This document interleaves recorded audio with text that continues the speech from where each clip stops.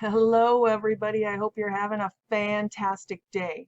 So, as you've probably noticed by now, all of these beginning episodes are from my archives of MP4s from other broadcasts that I've done over the years, so I don't have to regurgitate the same information again and again. So, if you've run across any information in them that may seem dated, or maybe we mention a current event like an earthquake or something like that, and you're trying to make sense of that, I thank you for overlooking all of those little idiosyncrasies to take a look at the bigger picture and the information that I'm presenting. So, all of that being said, this video podcast right here, right now, the 5 shocking things, it is from years and years and years ago. So I'm asking you to overlook my awkwardness and the fact that I was a novice at it and just concentrate on the information, because the 5 things that I present here are tied into all of these different mysteries and phenomena that we are going to be talking about from now until whenever.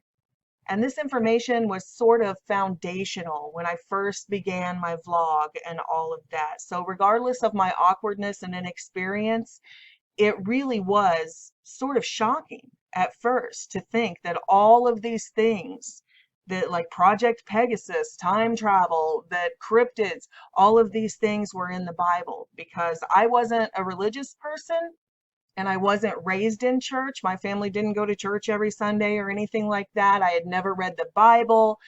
So for me, this stuff was really shocking when I first heard it, and it was like, bam, all of a sudden the veil was pulled off my eyes and it made sense. Everything made sense. And then it just sort of continued to grow from there. So even though it's a little cringeworthy and I sound like I'm talking inside a bottle or something, my embarrassment doesn't outweigh my desire to get this information out. So I hope you guys enjoy it. Okay, number 5 is time travel and time slips. Yes, the manipulation of the time-space continuum is in the Bible. The first citation would be Baruch 4, found in the Septuagint and the Vulgate Bible, and it talks about the prophet Jeremiah sending the boy Abimelech out to get figs for he and the men he was meeting with. And then the boy goes out and he hears some strange noise and the wind kicks up, and then he wakes up after a time. He saw it was late, so he ran back to the city and he was asking, he saw strangers and soldiers. He asked where Jeremiah was, and the people there told him that that was 62 years ago, a time slip. He was still a boy. The second citation is Ecclesiastes 1, 9 through 11, and it just says, that which has been is that which will be, and that which has been done is that which will be done. So there is nothing new under the sun. Already it has existed for ages which were before us, although there is no remembrance of the earlier things, and also of the later things which will occur in the future. The third citation is Ephesians 5, 15 through 16. It says, see that you walk circumspectly, redeeming the time, because the days are evil. So we need to redeem the days. We're in a matrix. We're living it again. The next one is when the Old Testament prophet Elijah was taken up in a whirlwind to another dimension, heaven. That was about 850 BC. And then he shows up almost 1,000 years later, more like 900 years later, on the Mount of Transfiguration, talking to Jesus. Those verses are 2 Kings 2, 11 through 12. That's when he disappears. And then Mark 9, 1 through 4 is when he reappears. The last citation I'll give for this is when Philip disappears and shows up instantly in another city. That is Acts 8, 39 through 40. When they came up out of the water, the Spirit of the Lord snatched Philip away, and the eunuchs no longer saw him, but went on his way rejoicing. But Philip found himself at Azotus, another city. So there you go. Number 4 is aliens. The Bible's really, really clear that there are interdimensional humanoid hybrids. It says in Genesis 6, now it came to pass when men began to multiply on the face of the earth, and daughters were born to them, that the sons of God, the angels, the fallen angels, saw the daughters of men that they were beautiful, and they took for themselves wives of all whom they chose. There were giants on the earth in those days, and also afterwards, when the sons of God came in to the daughters of men, and they bore children to them, hybrids from these interdimensionals and humans. And those were the mighty men who were of old, the men of renown, the men that we see in mythologies, what we call mythologies, but they are real. There are interdimensional humanoid hybrids. We see it in everything from the rock art of the Aborigines, Native American art, Roman, ancient Egyptian, Renaissance, all of them showing the progression of this breakaway civilization, a breakaway civilizations, many different races of aliens. And we even see today, why do you think the ancient Egyptians have the serpent? Their deity is the serpent, just like the Bible says with Adam and Eve. And today, with the genetic contamination, that original sin in the human gene pool, we see that manifesting as Marfan syndrome, with the extra long fingers and long arms, and you know, those attributes that we see in these alien races. And we see them today in the human gene pool as well. And just like Genesis 6 says, one of the races that was thrown from this union of hybrids is giants. So that will be our next section. That is number 3, giants, real, literal giants. I know, we've all sort of chalked up the David and Goliath story to a fairy tale, sort of like Jack and the Beanstalk, but nothing could be further from the truth. There's so much archaeological evidence that these giant races recorded in the Bible are literal.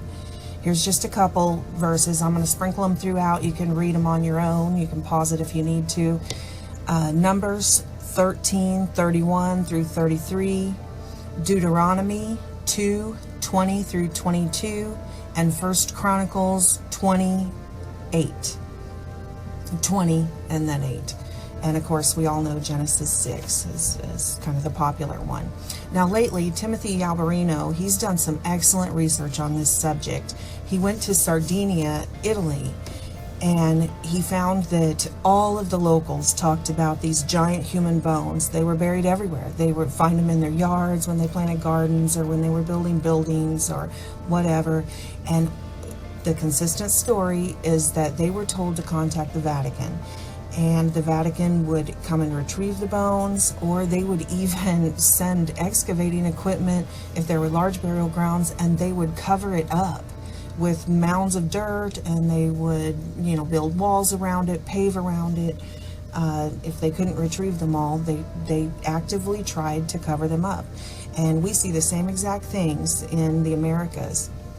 With the Smithsonian, there were so many of the miners during the 1800s, early 1900s, that recovered these giants, a lot of time red-haired giants, and they'd find them in caves and caverns and catacombs when they were mining, and they would turn them over to the authorities, and they would, once the Smithsonian got a hold of them, they could never find them anymore. Family members have tried to trace them. They can't get any information. So they've been secreting the evidence of these giant humans, giant humanoids.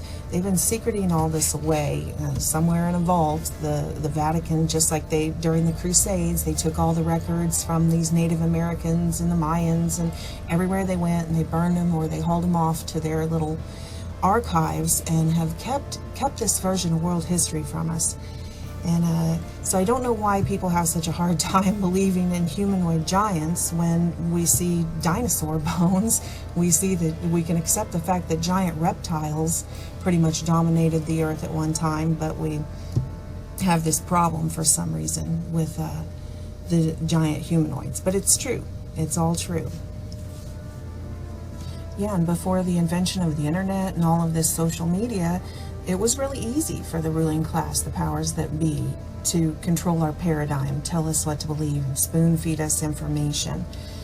Take like Stonehenge, for example. It's supposed to be such a mystery, but the records left by the Britons say that it was called the Giants' Dance, because these giants, these titans, that was their altar. They sacrificed animals and people on it to their ancestral god. And we see that in every culture on planet Earth, these records of their ancestral gods that we talked about earlier, the fallen interdimensionals that mated with humans. And archaeologists found a trench of bones all around Stonehenge, so it's confirmed with archaeological finds. And the records from that region say that there was a 12-foot giant called Gog Magog that resided in Britain after the fall of Troy.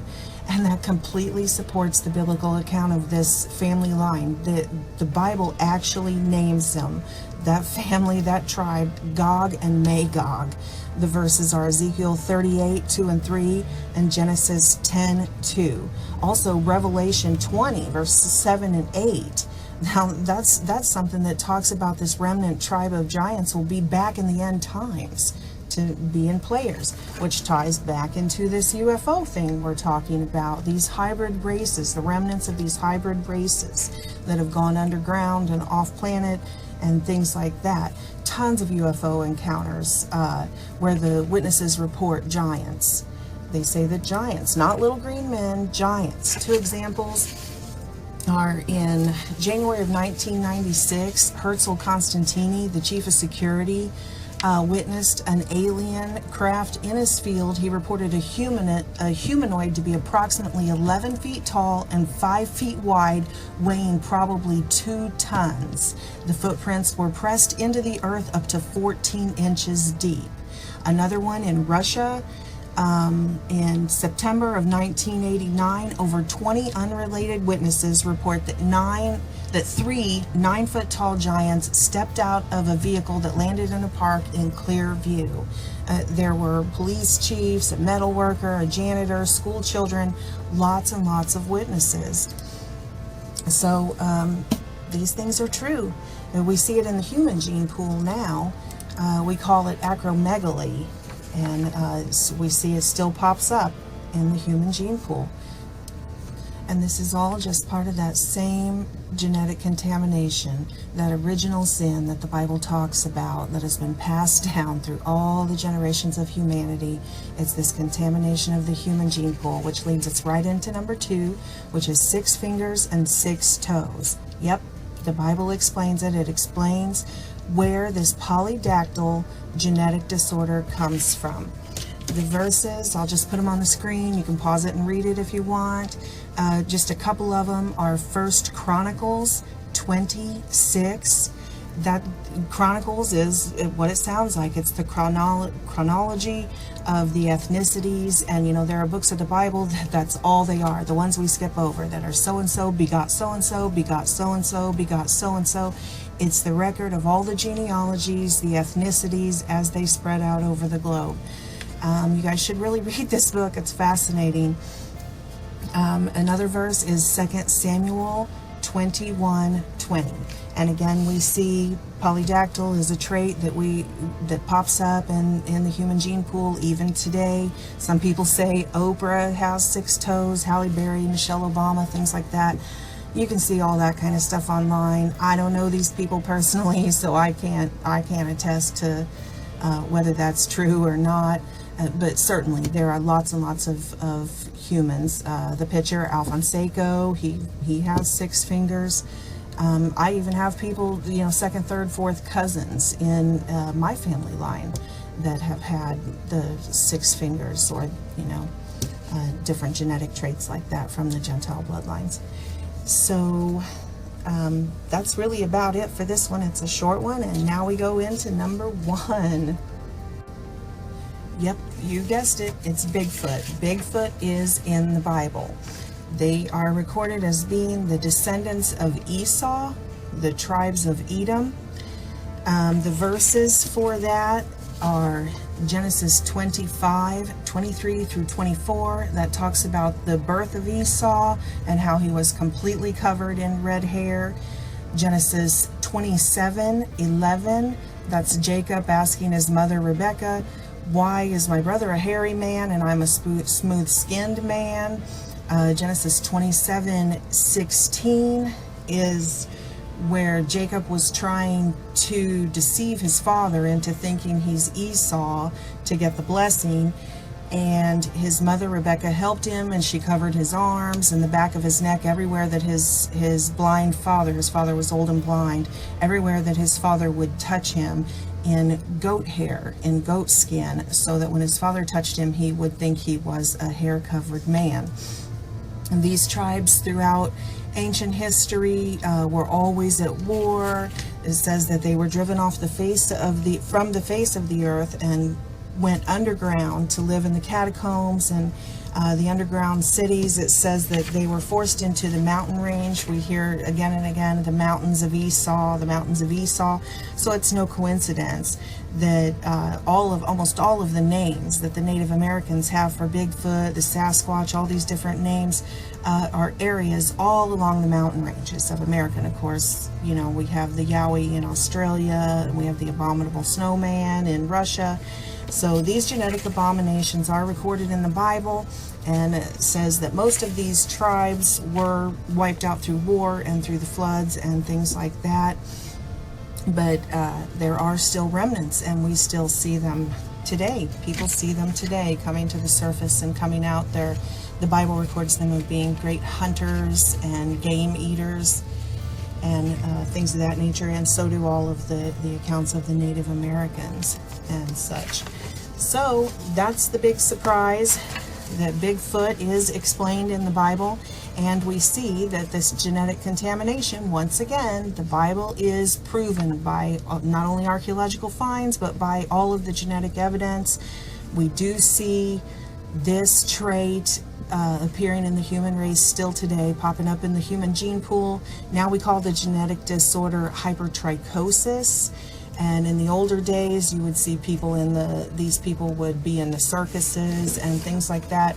Nowadays, you still see them. They are on the internet, on the health sites and things like that. You can see pictures of this disorder, but it does. This comes from the bloodline of Esau and the tribes of Edom.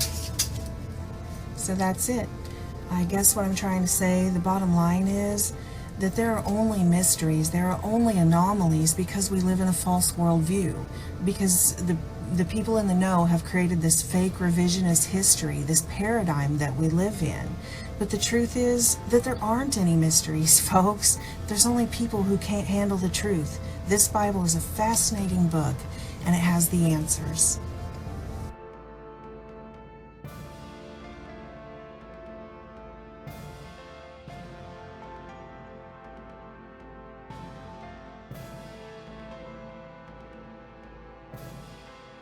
Okay, these are some really fascinating Men in Black encounters. And I know a lot of people think that Men in Black are only related to the UFO topic, but that's not true at all. These are people reporting encounters with these Men in Black, these secret shadow government, deep state, cabal, black ops type fixers, these mysterious agencies that come in and take care of these problems and cover up these problems and all of that kind of thing. There's often a lot of technology, like high tech weaponry and stuff involved, you know, sort of like the movies, the Men in Black movies, how they have all this technology to when they're chasing down these alien races and stuff. The regular population isn't privy to. Now, none of these encounters include any like mind erasing pins or anything like that, like from the movies, but they do include technology. And what makes it fascinating to me is that these 5 or 6 encounters that I'm playing the clips from, they were from Pennsylvania, New York, Florida, Ohio, Kentucky, and places all around our country. And they range from, say, the 1970s up till just a month or two ago. And if you listen closely, you can see that they're all telling the same story. All these people who don't know each other from different states, from different decades, they're all telling the same story. Particularly with the cynocephaly, you can see that, which we call dogmen now. They used to be called werewolves in ancient Egypt, you know, Anubis, the dog-headed men, and all of this type of thing. But in the modern times now, people see them all the time, and we just call them dogmen. And listen to these people's accounts with the men in black. They both report them showing up with the same type of high frequency technology that the humans couldn't hear. But both of these two eyewitnesses to these cryptid creatures, they both had dogs. One had a dog in his yard, the other one had a dog in his truck. One was in a state park, one incident happened at the other guy's home. But anyway, they both had dogs around, and when these men in black, or this secret agency, showed up to handle the situation, both of their dogs were crippled, were just, just fell down in a ball and were foaming at the mouth and screaming in pain and stuff. And that's because they were using some type of high frequency technology that the dogs could hear, but the people couldn't.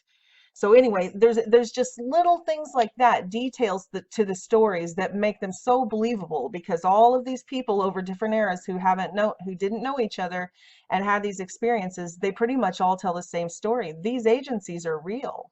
And these hybrid humanoid cryptid creatures are real too. They're the Nephilim. The Bible talks openly about them. It talks about these hybrid races, the Nephilim, not just giants. I know we focus on giants a lot as the Nephilim or the Raphaim, the humanoid hybrid races. But so if you haven't been exposed to a lot of the other races besides like the UFO quote unquote alien races that are demon spawn too, the other races, if you haven't been exposed to them, here's some videos. I have a whole playlist on the Nephilim.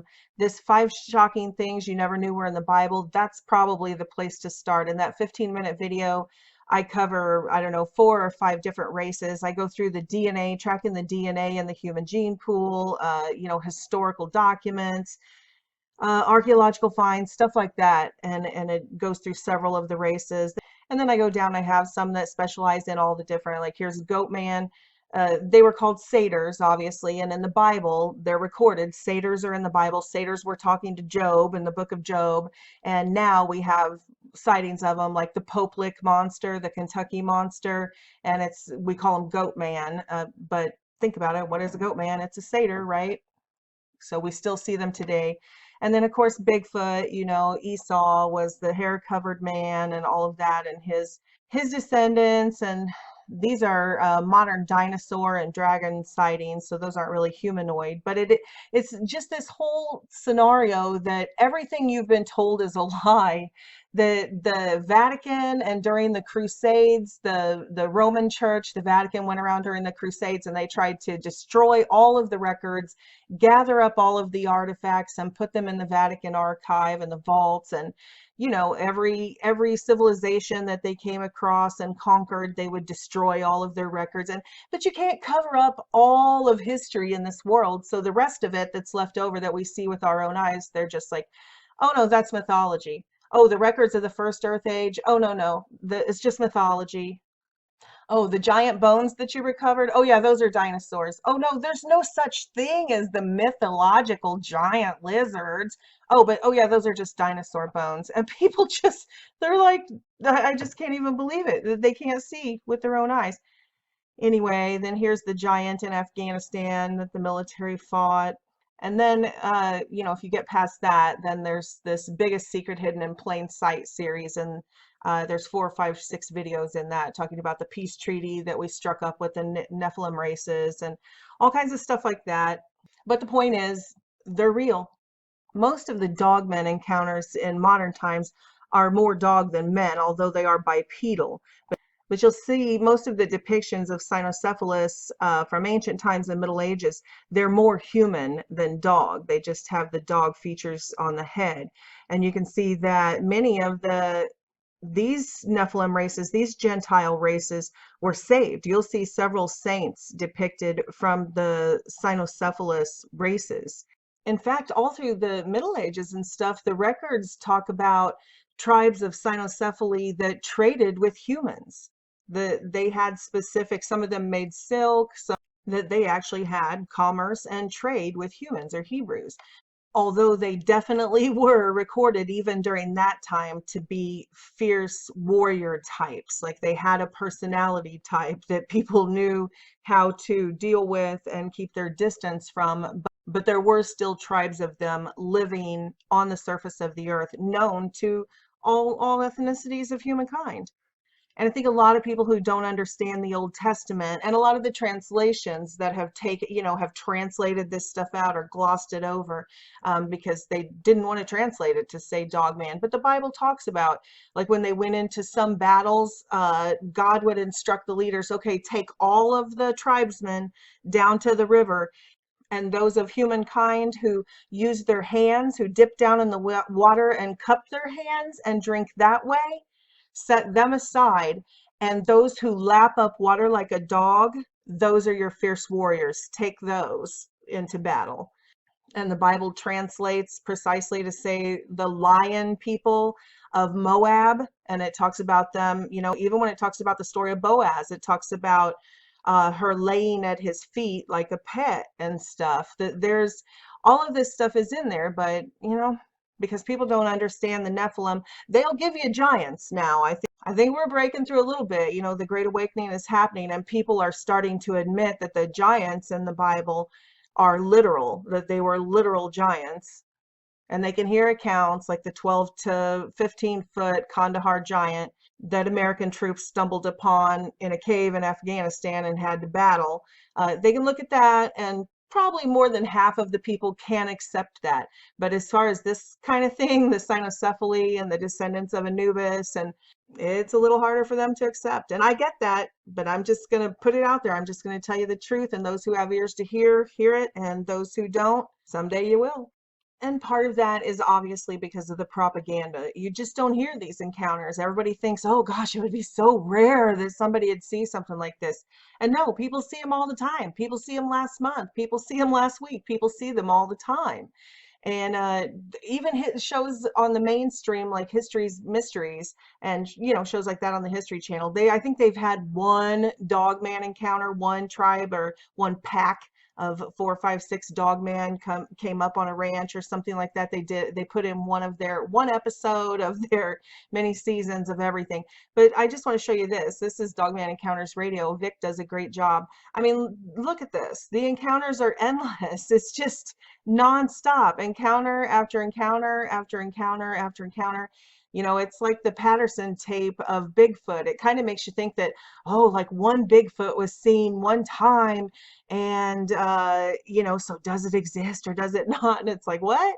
People have always seen Bigfoot. They're called the Yowie in Australia, the abominable snowman in Russia, Sasquatch by the Native Americans. People see them in the swamps of Louisiana. People see them in Florida. People see them out in California and Oregon. And, people see them all the time everywhere. There's a gazillion encounters, people giving their testimonies online. So people think this is rare, and it's just never ceases to amaze me how they're able to hide secrets in plain sight. Like, we see all this stuff with our own eyes. Everybody sees it, and yet because they told us, because the powers that be told us they don't exist, we're willing to just dismiss or pretend that this is part of our world. These are creatures in our world, and people see them every day, but we're just, I don't know, people are so brainwashed. They just refuse to listen to other humans. And then people self-censor because they don't want to be made out to be the village idiot, or, just read some of the comments on my channel and see how abusive people are. They're just brutal, absolutely brutal. So, I'm not going to self-censor. I'm just going to tell you the truth. This is the truth. These are all my brothers and sisters here. And these aren't young kids wanting attention, 16, 17-year-old kids. I got a story. I got a story. No, these are like 75-year-old grandmas sitting in a rocking chair trying to tell their story on here, and their voice just cracking and them having to take a break because they're so traumatized by what they saw when they were 9 years old walking to school. These are real people telling their real stories. So, I suggest you go all the way back, hundreds of episodes back to the first episodes, and listen to some of these people. There's no doubt these people are telling the truth. Anyway, I'm going to get to it. I will put the links below. These are coming from here, Dogman Encounters Radio. Vic does a great job. One's from Brent and Salwin's channel, Mysteries to Solve. He's a Christian brother, wonderful man. And a couple of them are from Oklahoma Cryptid Brothers Investigations. They do investigations outside of Oklahoma, but they're the Cryptid Brothers. Also a wonderful Christian family who started it up because they themselves had an encounter, and they thought there was a need for this type of thing, especially, to help people understand how both can be true. How can cryptids be true and the Bible be true too? Anyway, this video is specifically clips about the Men in Black encounters surrounding these cryptid encounters. So it'll be clips about that. If you want to hear the full stories of the actual creatures, I mean, there's a little bit of that in this video, but they go into depth. If you want to go into depth and hear the full stories of what they encountered creature-wise, the links to the full videos of the full encounters and the interviews will be down below in the description box, and I encourage you to check those out because they're fascinating. And she said, something's going on with you. You need to tell me the truth. What did you see in those woods the other night? And I said, okay, you're not going to believe this. And I sat down and I went through what I had told her, just as I had told you. And it scared her. I left out some details, that's for sure. But I explained to her what it was, and I said, I don't know what I'm supposed to do. I don't want you going outside. I don't know what to do yet. And she said, you need to call the police. And I said, honey, the police aren't going to do anything. They're going to look at me like I'm an idiot. They're going to tell me to lay off the weed or something. They're going to tell me to lay off the drinks. I don't know what they're going to say. So finally, a little more time went by, and I thought, you know what? I am going to call the police. I'm going to go through, and I'm just going to let them know I've got something in the woods, some type of rabid dog. I think that's what I'll go with, I said. So I call them up, and I say, this is what's going on, to at least get them to come out. So Kiowa County Sheriff shows up. It's a small town, so I know him personally. He shows up. I explain to him, this is what's going on. He comes over with a couple of DEC officers. They pull in the driveway. I say, hey, how you doing? And he goes, not much, Brandon. I mean, like I said, small town, first name basis. He said, what exactly is going on? And I said, can I talk to you privately for a minute, please? And he said, of course. And he told the DEC guys, who I've never met or seen before, hang out there for a minute. And I pulled him aside and I said, listen, I had an incident with Gino the other night. And I sat down and explained to him, and I said, what I'm about to tell you, you got to promise me that you actually look into it and you believe me. And my reputation of I'm not a big drinker. I stay away from any of that type of stuff, really. I don't mind a few beers once in a while. Nothing wrong with that. But I like to stay in control. I like to know what's going on around me. And I've built my reputation on being able to be heard and understood and believed. And this was just completely out of character for me to be able to explain. But I did. And as I'm explaining to him what it was, he believed everything, and he was straightforward with me, and I was straightforward with him. And everything was fine up until the point when I started explaining what this creature looked like. And I saw the blood drain out of his face, just like I did Gene's that night when we shined the spotlight on him. And as he's writing notes about what it is that took place, he stopped. And he went from comfortable to uncomfortable. And I mean real quick, Vic. He closed his little book, and he looked at me, and he said, are you sure that's what you saw? And I said, I'm 100% positive. And he goes, all right, sit tight. And he goes back to his vehicle, and he makes a phone call. And he comes back, and he says, I think we can have this dealt with. He said, I'm going to come back tomorrow, and we'll do something a little bit further on this. And I said, what's going to happen? How are we going to deal with this? And he said, I'm not sure. And it looked like he had known what it was that was going on, because he obviously was familiar with a scenario that's similar to this. He called somebody. I could see the look in his face that he was terrified as well. Maybe he was reliving a situation that he got into, an encounter he got into. I don't know. I can only speculate on what was going through his head. But I knew that he was familiar with what it was that I had spoke to him. So he makes the phone call. Fast forward to the next day here. Nothing else happened that night. I don't hear any more screams, nothing. Now, we get to the next day here, and the sheriff pops back over. Now, he's got this van or big enclosed truck thing with him, all black. And he's got this guy with him. He pulls in front. The other vehicle, this big bulky looking thing, pulls in behind him. And I see him on the cameras, because I got cameras all around the house. And when you pull in the driveway, it's got sensors on each side so that you can hear the ding inside the house and know that someone's pulling in the driveway. And I see the cameras. I see these vehicles, and I'm like, okay, they're here back again to deal with this incident. I'm like, perfect. I said, I'll be back in, honey. I'm going to go handle this. So I go out. He comes out and says, hey, this is so-and-so. I don't even remember at the time. I was just completely distraught because his outfit looked like some type of military uniform or some type of military unit. But I'd never seen any of the badges on there. There wasn't any writing. It was just this weird symbol of a badge on there. It wasn't anything that I was familiar with. And I shook his hand, and he said, you're Brandon? I said, yeah. And he goes, run by me again exactly what had happened. So I took a couple minutes, and I explained to him in general what it was that was going on. At that point, I can see he's got a pistol on his hip. And at that point, he motions over at this wave or whatever, and I look over. Now, 5 more of the same type of people, the same type of outfits, gets out of this black van truck thing. Now, as they get out, they all have pistols on, and they have these strapped, what looks like some type of smaller machine gun, SMG, maybe even fully automatic firearm hanging around their neck. And I mean, these guys are some type of professionals here, some type of government professionals. I've never seen anything like this in my life, and I'm very familiar with all the military outfits and uniforms. I've never seen this. So they come out, and they come up, and he goes back over and talks to him, and now my wife's coming out, and she's going, what the hell is this? What is going on? And I said, go back inside for a minute. I'm not sure yet. And I talked to the sheriff, and I said, what's going on here? I said, what is this? And he goes, they'll handle it. They know what to do. And I'm thinking to myself, okay, I've got a lot of questions right now. I don't know who these people are. What's going to go on? Are they going on a hunt for this thing right now? That's all I can think of. They're strapped up like they're going to World War III. You know, so they come back over. He said something to them quick there. I don't know what it was.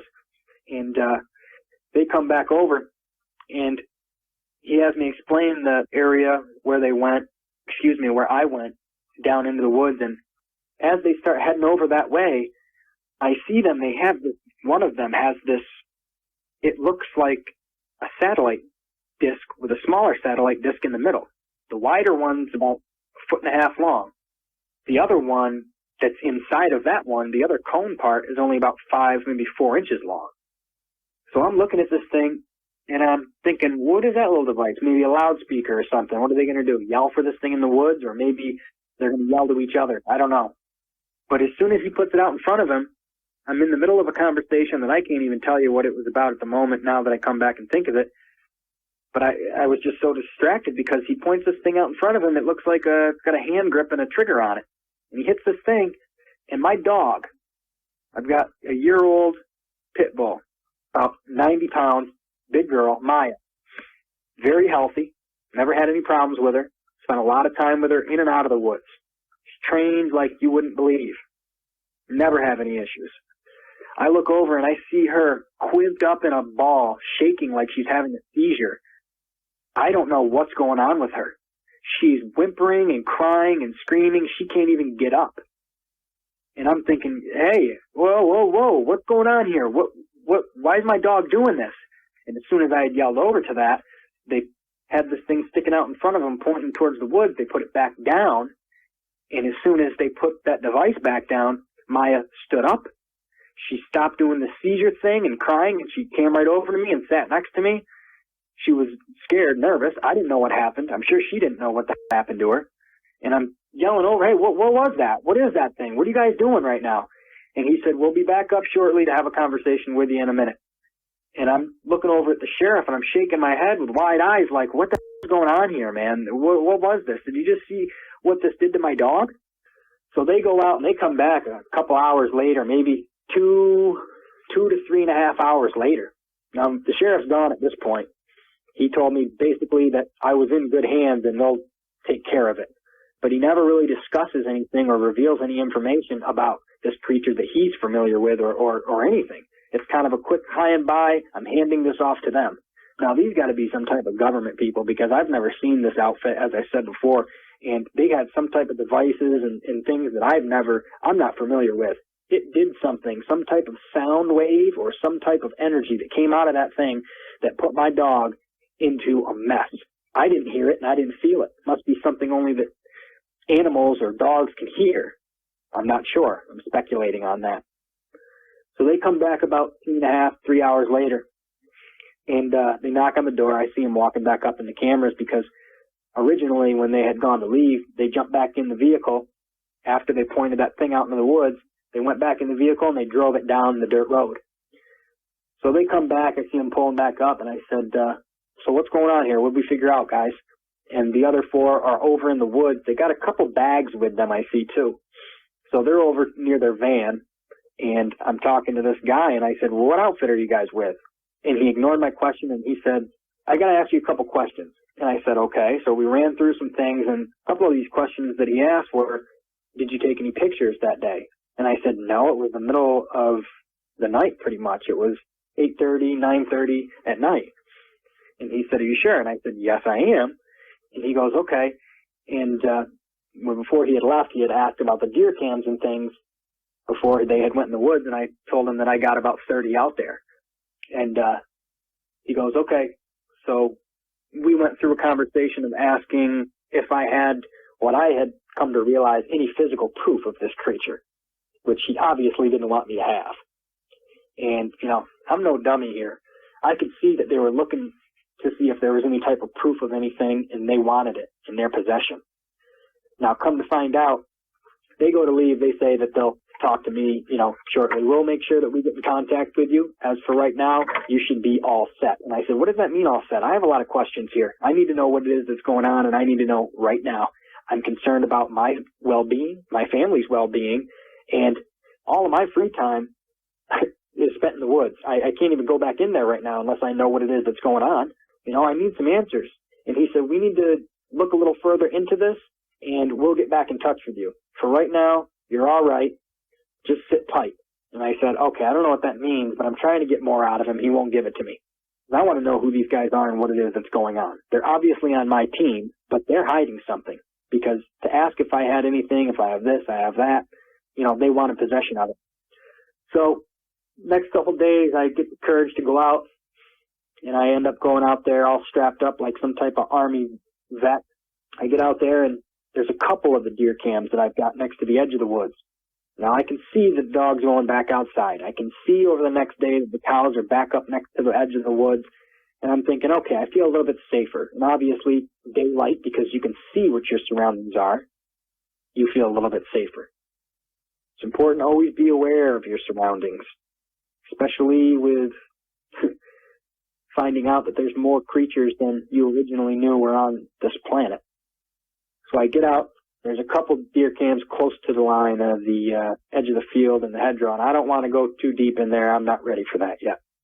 But I pop a couple of them open, and wouldn't you know it, all the SD cards are gone.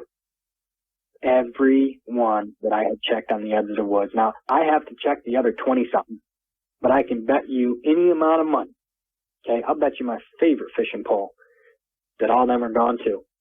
There is no way that they said to me, do you have any deer cams? How many? And all of a sudden all the SD cards are gone? Let's get real here, guys. There's no way. We're sitting there, and this thing is doing, you know, getting excited, and then it turns and looks right at us. I mean, it looks right at us, and it's got like a surprise face looking at the kids doing this, and when it looked at us, it kind of got a little mean face, like, you know, like, kind of, you know what I'm saying? And then the kids hit it again, and it turned away from us like, forget you, man. We went to the middle of the truck. I'm not getting out of the truck. I mean, I'm sitting there, but I'm thinking, hey, is it the pinata? Is it this pinata, or is this thing wanting to kill? You know, I'm getting concerned about it. So I take my phone, and wait till he comes out. I'm taking pictures. I mean, I'm taking a pictures that is perfect. No doubt, no. So there's no doubt. There's no nothing. All right. So we're sitting there, and I see a black truck. A black oh, it's not a Chevy. It's a Blazer. Okay. I seen a black Blazer go by, and JT says, Richard, I've seen them here all week. I said, what do you mean you've seen them there all week? He goes, that truck, there's a couple of them here. I said, oh. Well, when they went by, I noticed the guy was looking at us real funny. And I thought, I'm not doing nothing wrong. I'm in a park, state park. I'm pulled over to the side. And then another one come by, and it was a lady in it. Two different people, windows down, looking right at us. So I've got a bird dog with me, Buddy, and the truck come back around. I seen it disappear, and it turned around right around the curve, and it come back to us. And I'm fixing to get out and say something to these people, like I'm getting concerned right now. Well, when the truck comes back up there, my dog starts like hollering and shaking his head and hollering, and this thing drops the limb and books. I mean, books. I'm thinking, what the hell? What's this? Why is my dog? I mean, it's kind of like hurting. Like my dog's hurting. Something's wrong with his head. He's shaking his head and he's kind of hurting. He's whining real bad. I'm sitting right here with my dog right now, and I'm thinking, what the hell? What's going on? And the guy pulls up beside us and gets out and says, he needed to see my identification, my ID. I said, for what? Well, you're messing with an investigation. So I'm thinking, okay, there must be one of these Mexicans' dads or somebody here. I didn't want to say nothing to this guy, but, I just didn't want him to think I was an idiot. So I didn't want to say nothing to this guy. Right. Because you don't say stuff to people that think you're idiots. I've done been through this. So JT is there. I said, man, you need to get some pictures. You need to get some pictures. He's been with the state park I know he's been there for over 9 years. And he does the garbage cleanup. This is the reason I'm in there, because he's told me about this. But he says, this is what I've seen. This is what I've seen, but I've only seen shadows of this big thing. I thought it was a vagrant out here. But it wasn't. It was this, I don't know what you want to call that. It's something. It's a grilled dog, or I don't know what it is. But what happens next is I back up, I back into the turnaround, I go back to the entry of the gate, and we pull in. As soon as we get there, the guy, he's got my ID. I'm going to get my ID. I had to go up there, get away from there, follow him. I'm thinking, okay, some of them people, the bad people there, I guess. That's what's going on. And as we're driving up there, JT says, hey, what does he mean investigation? These people ain't here every day. I'm here. I've never seen these people in my life. But maybe they follow the people there. We're just making this in our head. It's a couple miles. It wasn't far. I said, well, we're fixing to find out anyway. So we get there, and he says, you got to, what's in between your seats there? I says, my laptop. He goes, I need to have that, please. What? I says, no, I said, where's my laptop? What do you mean? You need to talk to me before I give you anything else. Give me my ID back, matter of fact. I'm getting a little aggravated with this guy. Well, I'm sitting there running, jawing with him, and then the lady comes back, and then my dog starts that screaming and stuff, and I'm thinking, what the hell? If you put your hands over your ears and hum, that's what I got when her vehicle pulled up again. Oh, I know what's going on. Yeah, go ahead. That's all I can tell you. And when she reached up and shut whatever, my dog stopped. I mean, my dog's dripping. My dog's foaming at the mouth and everything. This is not cool. So I know what's going on in the vehicle. Something's in there, something to do with the vehicle. I don't know what. Yeah, I've heard about this, but go ahead. Okay, I've never heard about none of it. I'm dumb to all this. So, but anyways, what happened is he's got my phone now. He's trying to get my laptop, because it's a picture. I can take pictures of it with it, but I did not do anything with it. I never even grabbed it. I was going to, but I didn't grab it. But I'm not thinking any of this at this time. I'm thinking I've done something wrong by parked there they're after these Mexican guys or women or whatever. I'm thinking they're in drugs, something stupid, I'm thinking. Right. So he takes my phone, and he's trying to get my man. Listen, you're not getting nothing else from me but handcuffs on me, because we're fixing to roll around here. You're not just, who are you, and what do you want with me? I told him who I was, and blah, blah, blah, and You know, there's not, I've done nothing wrong. I don't do stuff wrong. So you got the wrong, you're in the wrong field, buddy. You're at the wrong person right now. He took my phone and they took my SIM card out of my phone and give me my phone back. Took my SIM card out of my phone. Right in front of you? Right, no. With their backs to me. They stepped by the thing like they was reading, like they was looking something up on me, and they wasn't looking nothing up on me because there's nothing to look up on me. He wanted your photos. He wanted all your contacts and who you've been. He got all of my stuff, took it, and then when he handed me my phone back, it was off, and I thought, what's off? And I pushed it on, and it come on, and it said, no SIM, or no FM, no, it meant it's no SIM card, what it meant. FM or IM or something. They come up with a thing on it. I said, what the hell is this? You know, what's going on? I tried to get, they didn't have none of my stuff in it. Nothing. So at that time, I said, hey, I don't know what you do with my phone, but you better fix my phone. I mean, I'm coming strong. Then they pull the little things out of their shirt and drop it down and said, listen, no one would believe anything you would have to say anyways, so why do you want to go any further with this? And then it just dawned on me, he's got my phone. Is this what this is about? I said, is this what this is about? This what I was doing with my camera? He goes, don't play dumb. Well, how else would I play? I don't even know what you're talking about, you goof. I mean, it's off the wall with this. This is in the middle of the day. What are these people doing? What are they doing? Well, did your buddy have any insight to give you on this as well? Yeah, he lost his job. Oh, really? Yes, he was fired Monday morning. I mean, this guy's going to retire any time. He worked for Williams Garbage Disposal for years. That was my grandpa. That's how I even knew the man. A good man. He's never done. This guy wouldn't hurt a fly. Well, see, and he was just telling me what he done. He showed me. That's all. This is how this all come about to begin with. Well, see, this is what they use. They don't care how good of a person is. All they care about is threatening you. And so I'm up like 4 o'clock in the morning, 4:30, and I'm on the Parkway by 5. And I'm getting on the Parkway, and I'm cruising. I'm just getting on the Parkway, and there's no one on the Parkway but me at that time, especially this far north. Once you get to the city, you get more traffic. But I'm driving on the Parkway, and I see 4 golf ball size orange eyeballs coming out of the wood line off the Parkway.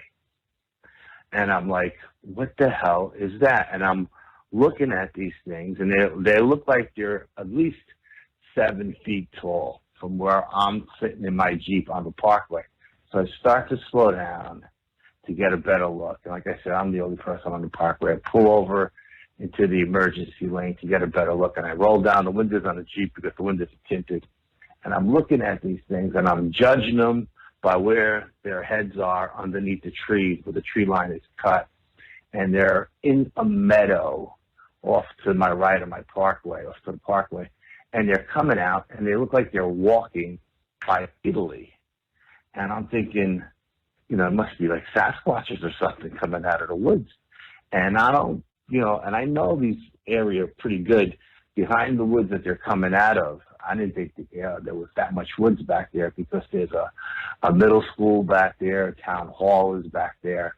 So I really didn't think there was that much woods back there. So anyway, as these things are walking out, I can see their heads are like going up and down, like a dog's head would go when the dog walks. So I'm looking at these things, and I'm trying to figure out what the hell I'm looking at. And all of a sudden, they both stop, and they look at me. Now they're looking directly at me, and it's almost like I'm being hypnotized by these things. And then they start running towards me. Now I know this area off the side of the park where there's meadow. There's a lot of deers that are up there in the morning grazing and stuff like that. And also these things are starting to run at me. and they're running, but they're running on bipedally, and the heads are bouncing up and down. You know, it's like a dog's head would do when the dog walks. And I'm thinking, holy crap, these things are coming after me. So I'm thinking maybe I should close the window and get the hell out of here. And just as I'm closing the window, they drop down to all fours and they stop running. And all of a sudden, it's like they picked up a deer scent or a scent trail or something, and their heads go down like a dog. I had a German Shepherd, and when he got on the scent trail, he was locked in. And that's what these things were like. They were locked in. And they start running north up the parkway. And they must, like I said, they must have caught a scent trail. At that point, I just punched the Jeep out, and I left. And I really didn't tell anybody about it, except for one of the guys on my team, my tech guy, Brian. And I called Brian, and I said, dude, you're not going to believe what I seen this morning. It was absolutely out of this world, you know. So he says, oh, you know, you got to go back and you got to check it out. And I said, yeah, you know, I'll go back. But I didn't go back that night. When I got home that night, on my way home, I looked across the parkway because it's wide open, you know, and I could see that on the other side of the parkway there was an old 4x4, like an old Ford Bronco or something like that from the 90s or something, or early 2000s, that's sitting on the grass. And I didn't think much of it because I figured, you know, maybe it's bow season. I don't really know when bow season starts because I'm not a hunter, but I know that there's always cars parked on the side of the parkway during bow season, and these guys go in the woods and they hunt. So I'm thinking it's just a bow hunter. Next morning, I get on the parkway, and I go, and I'm coming to work, and that truck is still there. And I'm thinking, wow, this truck has been here all night. And I slow down to get a good look at its plates, and I noticed on the plates it said DEC, which is the Department of Environmental Conservation Officer. So I'm thinking, oh, the Department of Environmental Conservation is here, but I'm not seeing anybody go to the truck. I'm not seeing anybody leave the truck. I don't see anybody in the truck. I'm saying, where the hell are they? Because now this truck has been here for a while. So I go to work, and again, I come home, and the truck is still in the same spot. So now it's got my curiosity. So I get back on the parkway, and I can get off the parkway right after I pass this little section that I can take the back roads to my house. So I go by again, and I'm looking into the wood line. And the wood, like I said, the wood line right there is not that big, maybe 100 yards wide. You know, of course, it stretches for miles, but it's only about 100 yards wide. And it was definitely in the fall because there wasn't any leaves on the tree, so it may have even been early October or something like that. So I called Brian up. I called my boy Brian up, and I said, hey, Brian, you're never going to believe this. There's a DEC truck parked there for 2 days. And he's like, oh, you got to go back. You got to go check it out. So I said, okay, you know what? Over the weekend, I'll go check it out. So then next day I go back to work, and the truck is still in the same spot. Hasn't moved in 3 days. That was a Friday. So I come home from work. The truck's still in the same spot. Again, you never see anybody in or out of the truck. You never see anybody around the truck. Saturday comes. I go to work. Now the Bronco is gone, but now there's a Ford like S10 or something like that, sitting in the same spot, but this one has got all the decals on it, and this one says the Environmental Protection Environmental EPA or something like that, Environmental Protection Agency on it, and it's got the decals. And I'm thinking, okay, first the DEC was here, now the EPA is here. What the hell's going on? And again, Saturday, I come home from work, the pickup is still, and this one is green. It's got like all the logos on it. And I'm saying, okay, so I tell Brian about it, and Brian's like, well, obviously there's people in those woods. You know, maybe somebody is camped out. Maybe they're hunting these things. Something is going on. You got to go check it out. So I said, okay. Sunday rolls around. I jump in my Jeep, and I go there, and I pull off to the side of the road. And I go in. I like, I know these woods are not that deep, but now the truck is actually gone. The Environmental Protection Agency truck is not there. But I go in the woods, and I start walking through the woods just to see how there could be something that big lurking in this area, And Okay, now this next clip about the raptors, just hang in there. It's actually about this underground tunnel system and how that there are different species of Nephilim, some of them, evil aliens and some of them good aliens, and the wars and stuff that happen in these underground tunnels. And if you're a follower of my channel, like here's a video I did on that exact thing about this administration and all this QAnon stuff, all this stuff's going on, is that they're clearing these tunnels, that there's war going on beneath our feet. So this video, mystery booms, strange sounds being heard, worldwide solved, and all of that. So this one right here, please watch that, because it's not about a bunch of raptors or anything. It's about our U.S. military clearing these tunnels that are used for human trafficking and all of this other stuff. But it does touch on like Phil Schneider, when they said when he was tunneling for the military and they accidentally tunneled into a pre-existing ancient civilization, and there were these alien greys in there back in the 1970s, and that they went to war, and Green Berets were lost and all of that. So we did touch on what he's saying right here, and Philip Schneider said the same thing, not about raptors, but essentially the same thing. And then I did a more recent video on it.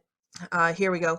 New November 2017, mysterious booms being heard, and it's got the layout, it's got the map there with the layout of the underground tunnels and train systems and how they go across America. Please go and check those out. This one down here, actually I juxtaposed the tapes of these sounds. Now I'm not talking about the weird mechanical trumpets in the air, not those. These are actual explosions and gunfire being heard, shaking houses everywhere. And so this has the news clips and the actual footage of these sounds. It sounds like war, and I juxtaposed them against news footage of actual war, like from Iraq, and you can tell it's the exact same sounds, and people are hearing it all over America under their feet.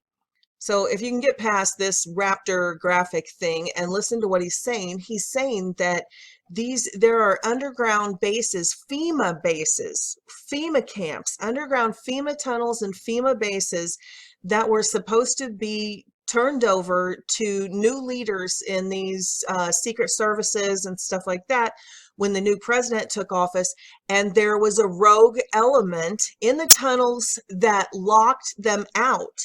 And so a war took place, not between aliens and humans. A war took place underground between rogue CIA or rogue intelligence agencies and FEMA groups and cabal groups and this group of white hats, this group of good guys that were in these intelligence communities and in the Marines and in the military and in the, all these different agencies. So even though this graphic is about these raptors, listen to what he says, because he's talking about a war underground for these FEMA camps between rogue elements of the government and good elements of the government. Well, the raptors were remnants of the dinosaurs, and they went underground to survive, and they're sort of a proto-dinosaur bird. They have plumes of feathers on them. They have real jerky movements. They're super fast, and they're carnivorous. So the incident that I was talking about that involved the Marines was not long ago, after the current president took over. Some of the bases that were built by FEMA but not controlled by FEMA were supposed to be turned over to the new leaders of these different groups under the new president, but some of them refused and locked the doors, and Marines were sent in to basically drill holes through these walls, cut through the rebar and steel, and go in and arrest these people. And if the people refused to give up, these Marines were ordered to wipe out everyone in the base. And in one of these occasions, they had to go in, and they were under orders to wipe everyone out. And in the battle, these Marines were shocked to become face-to-face with 8-foot tall reptilians who were fighting them. And these Marines had zero briefings that ETs even exist, let alone they would run into them and have to do battle with them. So all of a sudden, they're standing there in front of the devil or a demon with the M16 doing battle with them. Since we're talking about clearing the tunnels and everything here, I want to make a point. A lot of people, when they talk about the Raphaim and the Nephilim and these hybrids, they think about just like the giants. You hear a lot about the Nephilim and the giants. And yes, that's one race of Nephilim or Raphaim. And you know how we, earlier on my channel, before it got taken down, I had that Kandahar giant, where the military battled that giant in Afghanistan. L.A. Marzulli has it, Steve Quayle has it, so you can still find all the footage there with them. And then, like we've talked about, Phil Schneider bumping into the Greys underground and fighting with that Nephilim race. And then now I've just put up this about these raptors and the military battling with them. There's also been a couple of, besides just in the tunnels, there's apparently a huge cover-up of all the Nephilim races. So, if you followed anything about the Bigfoot and the Dogman encounters, you'll always see the same type of military cover-ups.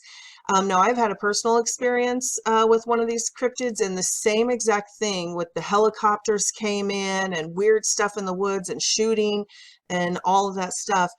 So I wanted to throw these two. It's just like 2-minute clips on each one, but I wanted to throw these in here because I want people to understand that the cover-up on these Nephilim races, that it's not just about giants and it's not just about alien greys, that there are lots of different cryptid humanoid hybrid races, and they're covering them all up.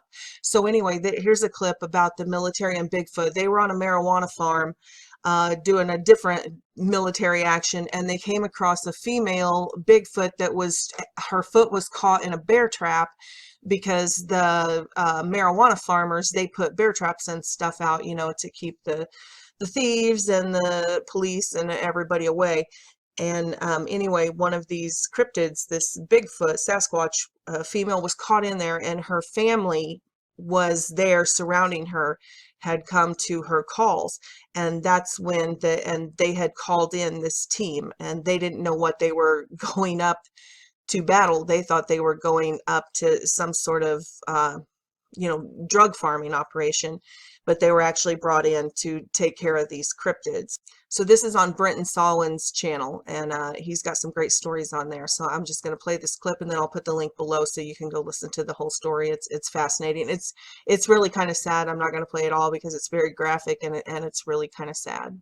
At this point, when he first said that, did you think that it was maybe people guarding the crop? Yeah, that's absolutely what I thought. I was in the commander's hatch, which is in the middle of the 113. My driver had his head stuck out of the driving, the hole there. And then we had 2 guys in the back where I had them open up the hatch, which is called an observer hatch. And we all had our CVCs on, which is how you communicate over. These armored vehicles are very loud. They're diesel. They go like, wah! And so you have to have the CVCs on so you can talk to each other and hear each other over the noise. And so anyway, I told driver move out. So he moved out, and we pulled up there, and I said, driver, stop, turn on the lights. We turned on the lights, and I'm going to tell you something, man. I saw something that I never will forget. There was, Brenton, when you're seeing this, it takes your mind a good 30, 40 seconds to go, what is that? And then, you figure it out, and then they react, and then you react. So the helicopter's over us, they're blowing, and I'm asking them, can you back off a little? Because, he's blowing the marijuana leaves off, and it's dust coming up, and it's hard for us to see. So by that time, the Humvee had caught up to us, to the 3 guys in there, and then Deuce and a Half pulled up. And Deuce and a Half had the officer in charge. He was a captain. And I was the NCOIC, the non-commissioned officer in charge. So we're looking out there, and my driver goes, what the F is that? Imagine this, if you will. Right in the middle of this field, damn near in the middle, are 4 monsters, 5 really if you count the baby, that I never thought would have existed. But they were covered in hair, fur, whatever. And when we hit them with the lights, man, they were not happy at all. And state police said, go ahead and move in. And I said, what does that mean exactly? And the officer in the deuce and a half said, light them up, boys. And I said, roger that. So I said to the guys in the 113, I said, lock and load. Okay, here's another one. This one was Florida, even though this is the Cryptid Brothers investigation out of Oklahoma. This particular incident happened in Florida, and it's exactly like what happened in Ohio, which was not even the one that I just played. It's really common. So these black SUVs show up, they call in these military units, and they go after these cryptids and remove them, which is exactly what this whistleblower is saying about all of the quote unquote alien races, that they have these teams weeding them out and stuff like that. So anyway, I'm only going to play about a minute or two of this hour-long story. I will put the link below. This is the part about the military coming in, but the story is about a Florida mother who shot a Bigfoot that had come up in her yard, and they had made the mistake of calling the sheriff's department and telling them, and that's when all of this started. So this picked up the next day when her neighbors their dog came up missing, and they were out in the backwoods. It was like 30 or 40 acres. Looking for the dog, but instead they got ran off of their property. They weren't even looking for Bigfoot and or anything to do with that, but because of the Bigfoot incident that had been called in, this military unit was in there, and it goes into, they recovered a body and all of this stuff. But this is, like I said, it's just a minute or so clip of them encountering these military units in there covering this up. And this is at a local level, that they just called the sheriff, and then conservation came in, and then the black SUVs. And so this is nationwide, worldwide. They know all about it. The government knows all about it. The neighbor's woods, only about 50 to 60 yards in the woods as they were walking, and they heard something at first, and then they turned and they saw, all 3 of them saw military soldiers with firearms walking slowly in neighbor one's woods. And my source said that there was about 10 soldiers. They were in fatigues, and they had their helmets on, and they were all carrying AR-15s. He said that neighbor one approached one of the soldiers who was kind of breaking away from the group to approach him. And neighbor one said, what are you guys doing on my property? Because neighbor one has his property posted everywhere. No hunting, no fishing. Because all of the livestock he has around his property, he doesn't want anyone to come in there and mess with his livestock or his land. And the soldier came forward, was a sergeant. And he said, and he could tell from the patch, it was a sergeant, and he said, we're conducting a military exercise, sir. And neighbor one said, not on my property. No one gave anybody authority to do that. And the sergeant said, we can go anywhere we want, sir. And neighbor one said, who's in charge here? So the sergeant said, my lieutenant, who was up a little ways and came walking forward to neighbor one. He can see that he was talking to the sergeant. And he stepped up, and this lieutenant was a young guy. My source said he was probably about somewhere around 24, 25 in age. And he basically said he was a kind of a cocky ass, is what he said. And he spoke to my neighbor and said, he looked at neighbor one and he said, you either get off the property now or we'll have to remove you from the property immediately. Then neighbor one said, who is your commander?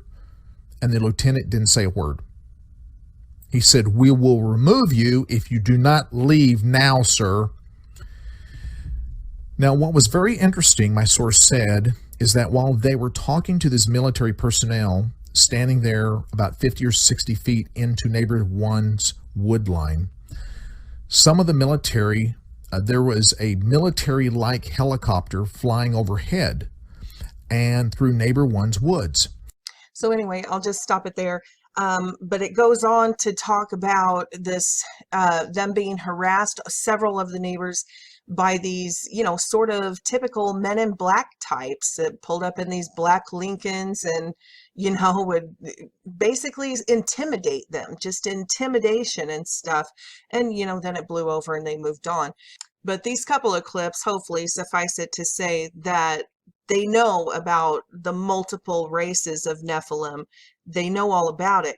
I'm not sure if they know who they are or if they're deceived themselves, thinking that these interdimensionals are coming from outer space, because you hear a lot of that from the whistleblowers too. They won't go as far as agreeing with the biblical narrative that instead of coming from outer space and different stars, that these quote unquote aliens are actual interdimensionals, just like the Bible talked about, these angelic beings that shifted between dimensions and stuff, that these aren't extraterrestrials, they're extra dimensionals. And, these humanoid hybrids, these cryptids, are actual humanoid hybrids. And from that contamination of the human gene pool and all of these Nephilim, Raphaim races that it talked about, not just in the Bible, but in all of the ancient quote unquote mythologies. I mean, we know that the Cabal works with many of these alien races. So, and, they've exchanged technologies for back engineering and all of that type of thing. So I don't know if they themselves are deceived by these demons, or if they know that they're demons and monsters and they're just monsters themselves. A lot of they're psychopaths and sociopaths, they're monsters in the Cabal. So I don't know if there are elements of you can hear like the military and people involved in this. A lot of them didn't even know what they were being sent into. So I think it's probably so compartmentalized that it's a little bit of everything. I don't know. You guys let me know what you think. I'd love to hear your take on it.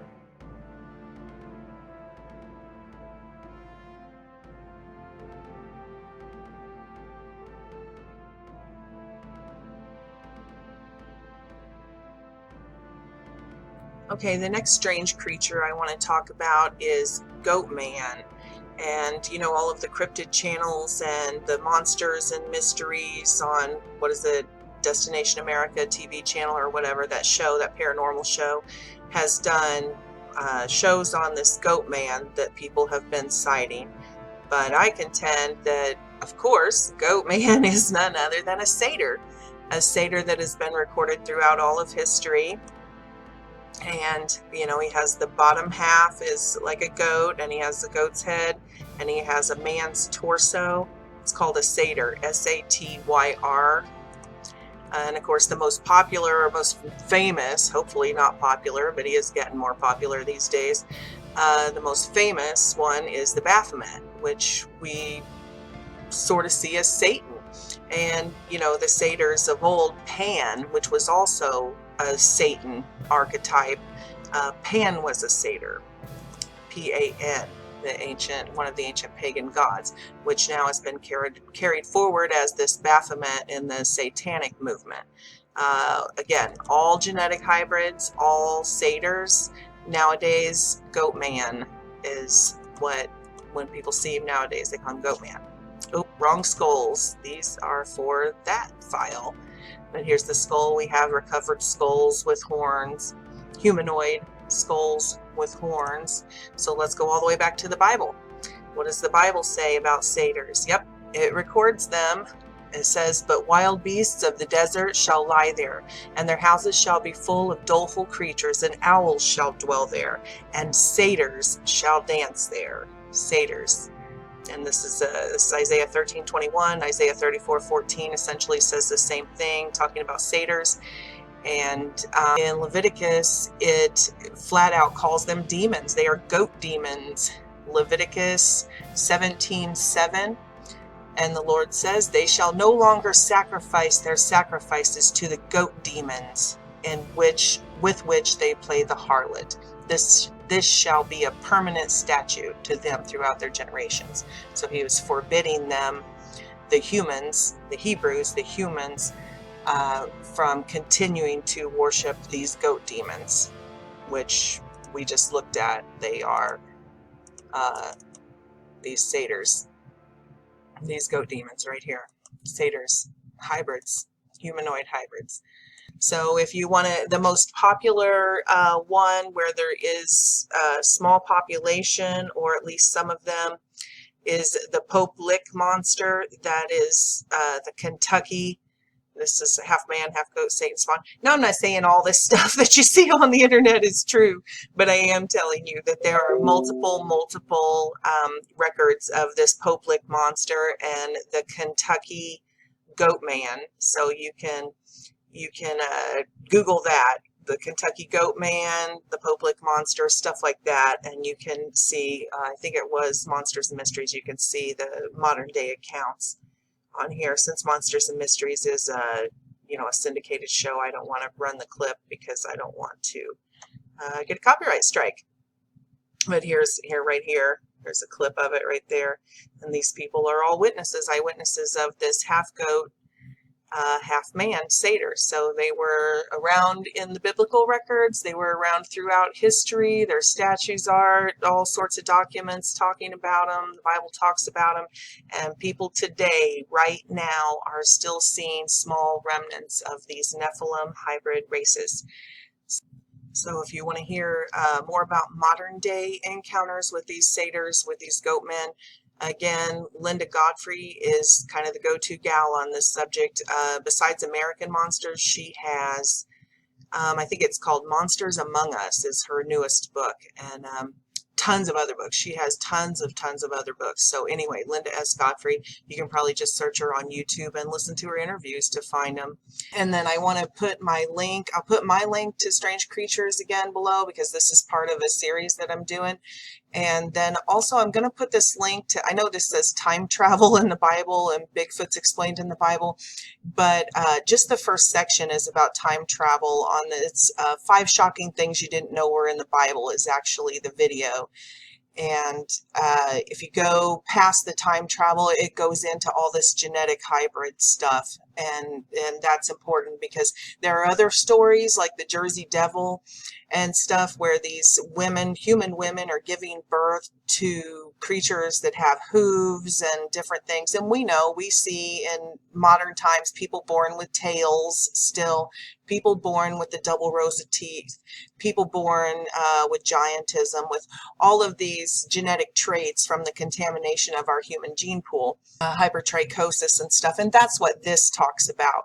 Now, one of the stories with the Jersey Devil is that she didn't give birth to a creature that went off on its own, but that she gave birth to a child who was essentially normal but had hooves. And they amputated those hooves. And so the nurses, and back then in that era, they had the old time doctors and midwives who came to the house.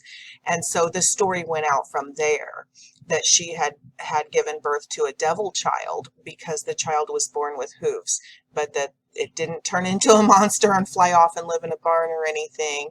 It all spawned from this story because the midwives and the doctor had seen this child, human child born with hooves, and they had amputated the hooves, and the child, lived from then on, but in seclusion. And that's one of the stories of how the Jersey Devil tale legend began. So I think that's interesting about the genetic hybrid condition, and that's what this video is about. If you watch it, that this contamination of the human gene pool still pops up in our modern times. So I'll put that link down below too. That might be worth a watch for you guys. Okay, thanks a lot. Love you guys. God bless you.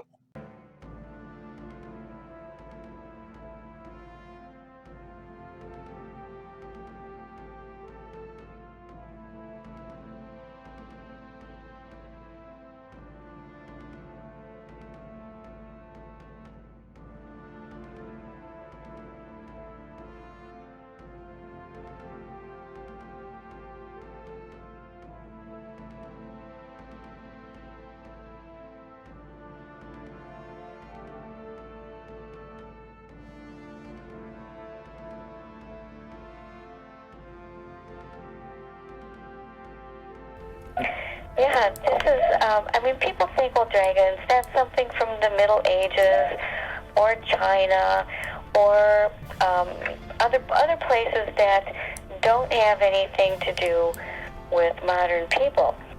However, and I wrote my book, it seems really unlikely that these kinds of things could be out and about. To me, they often sound as much like what you might think of as a gargoyle, a little bit differently designed sort of creature than what you think of as a medieval dragon. But in general, they're depicted as having scales and wings. They can fly. They don't have the furry creature in the middle. They have more of a reptilian-looking thing in the middle. And I've had actually some people from Wisconsin who've reported these things to me. And sometimes they have sort of a kangaroo body shape. One came from a woman named Lori Little in Toma, Wisconsin. And for some reason, these weird winged things seem to like to show up about 9:30 in the evening, because her sighting also appeared at 9:40 p.m. And she heard a dog barking outside, and she saw a creature that looked very similar to a kangaroo, only 4.5 feet tall. This one wasn't so large. And it had shining yellow eyes, small arms. This one was a little more like a deer. I shouldn't say that all of them look like reptilians, because this one wasn't exactly. But she said it wasn't a deer, it wasn't a dog, it wasn't a goat, or anything she could think of. And it was in her yard, and it disappeared. She went in to get a flashlight or something, and it was gone when she came back. In Van Meter, Iowa, my friends Chad Lewis, Noah Voss, and Kevin Nelson discovered the old story of something called the Van Meter Visitor, when this giant bat-like thing kind of invaded this town in Iowa in 1903 and terrified everybody in the downtown. It was hanging out in the downtown area after crawling out of an old mine shaft. Oh my God. And this thing was described as half human and half animal, with large membranous wings and a blunted horn growing out of its forehead. And that actually, the horns were another feature that some people described as belonging to the Jersey Devil. Not always, but sometimes, especially some of the newer sightings. So that's another variable that you have on these things.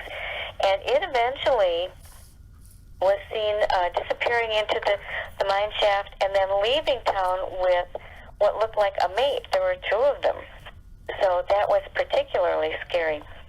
I also had a family, a mother, a daughter, and a son, who all saw what they described as dragons, because they couldn't come up with any other term for them, in the small town of Oconto Falls. It's not very far from Green Bay, and it's a very small town, as I said, so everybody knows everyone else. And the son had been to a concert and had walked back home with his friends, and they were lying out on top of some cars and some lawn areas looking at the sky, when they saw several creatures. There was one large one and several smaller ones that they couldn't see as well, and they looked like dragons. They said they were making gliding movements up and down, never flapping their wings. They were cream-colored. They had scales that they could see by moonlight and by the street lights. They were low enough that the street lights were gleaming on them and showing scale-like coverings. The head was snake-shaped, as they said. And the daughter wrote me a very long description of her own. And she said, I don't care what scientists say, it was not a pterodactyl. It had pearly, pale scales. And she felt that she saw a fire or a fireball of some type coming from its mouth. And she was so uneasy. She said, I went indoors because my heart told me, no, you aren't supposed to be watching this. Oh my God. Do you think some of these are supernatural? Well, Noreen, I don't know exactly what to think. Some of the witnesses will say that, and I really try to give the witness report and pass on what they felt. And in this case, I think that the daughter sort of felt that they might have been. It just depends on the witness. Some people feel they're seeing an actual living creature that maybe, you know, came out of a cave or lives somewhere else. And other people think that they're seeing something from another world that somehow found a way into our world and is just passing through. Yeah, you know, I don't really know myself.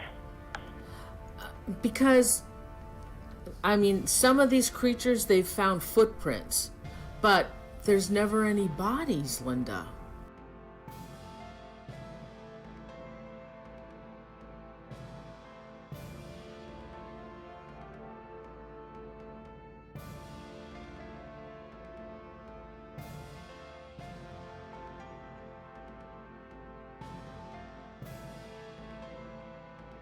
What about dragons?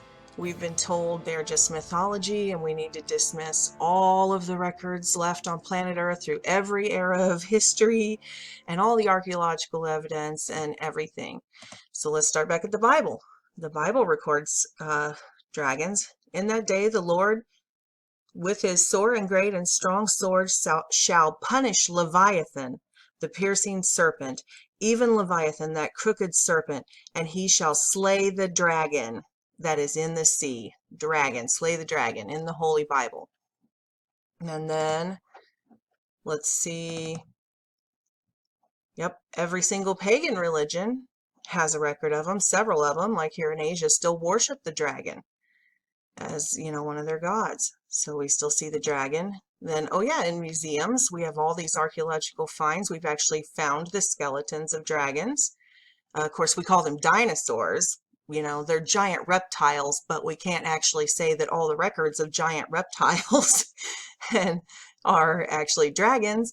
But, you know, come on, folks. Okay, so we have the archaeological finds. There's for the ones that dwell in the water, the ones that dwell in the caves. You know, we say they're in the Middle Ages, so that's ancient times, all biblical times, you know, prehistoric fossils. Here we have in the Middle Ages, they still had a remnant. They would come across a remnant of them hiding in caves and stuff, a few here and there. You know, and we still see here, we still see them around in some of our deeper cavernous lakes and stuff.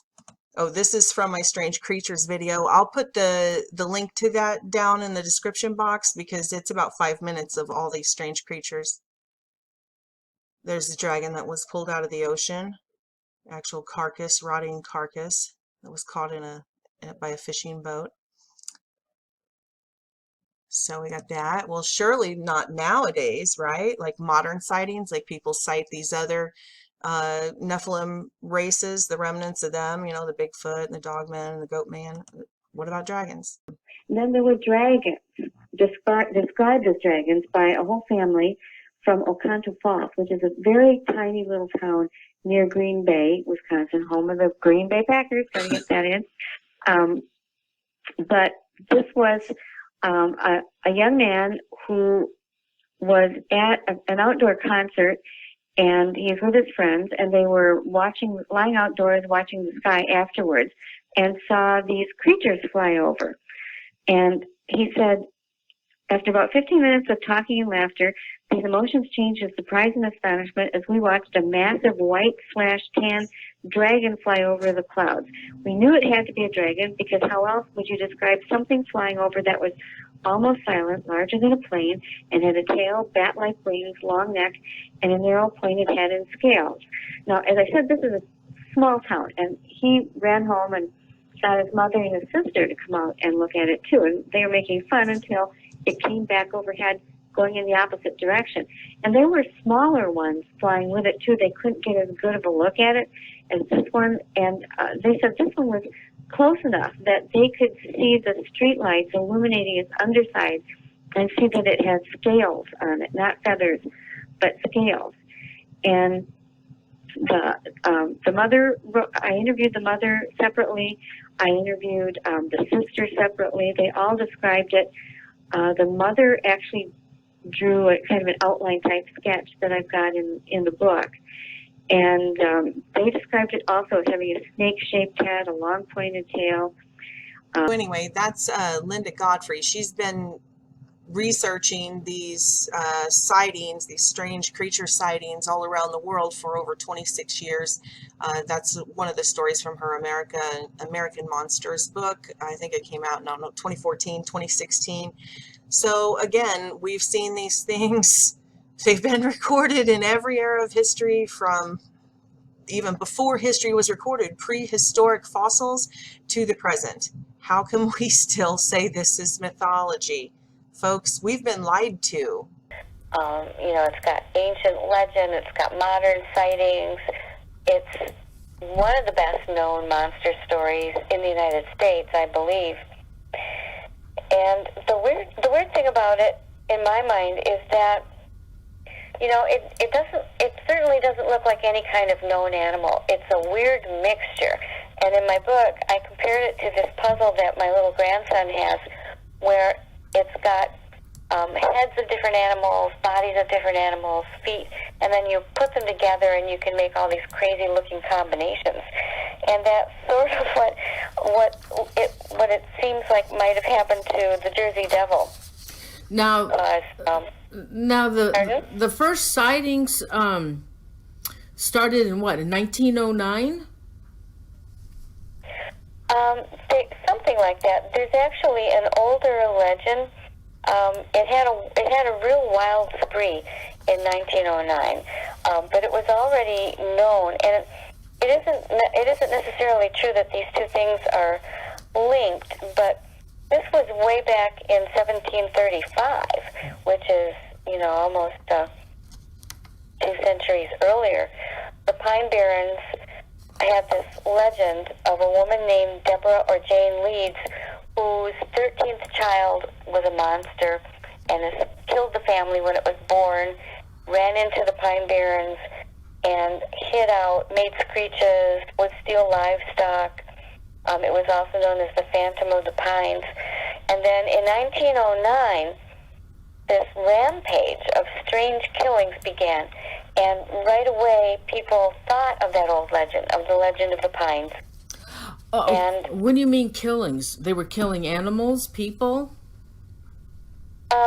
Yeah, there were lots of, there were animals found dead. It was killing pets, and I'm thinking that most of the killings were farm animals and that sort of thing, or pets. But it was very strange looking because it resembled partly a kangaroo, yet it had wings. It left footprints like hooves, and then it had the head of a dog and a forked tail, kind of like a reptile, and then on its front feet it had claws. And in 1909, it supposedly was seen in 30 different New Jersey communities in mid-January, which is a time when usually isn't a great time of year for monsters of any type. But in Haddon Heights, for instance, in New Jersey, it ran past a city trolley, and all the passengers on the trolley saw it and said it looked like a kangaroo with wings. And police were hunting this with bloodhounds.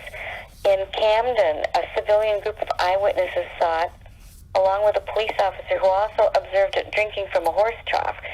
And he actually fired his gun at it. Oh my God. But either he missed or it didn't faze the creature. Sometimes that happens with these kinds of monsters. The same thing happened in Bristol, Pennsylvania, and also in that city, the firefighters got out their pressurized water hoses and tried to, intimidate it that way, but it still got away.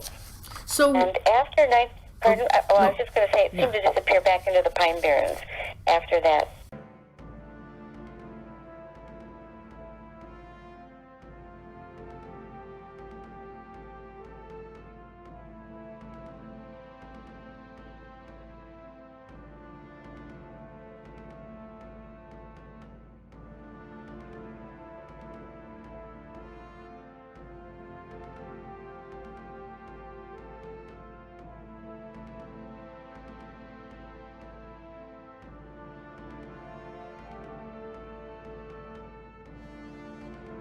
So I was doing a little research on Antarctica, which is, by all measures, a key puzzle piece in this end time, the revelation, the revealing of the truth that we're all a part of, that we're all working on right now.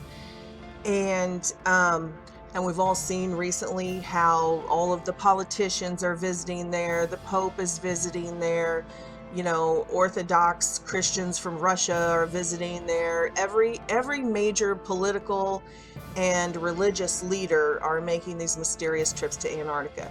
So anyway, I've been researching this a long time, trying to form my opinion before I actually started making videos on it.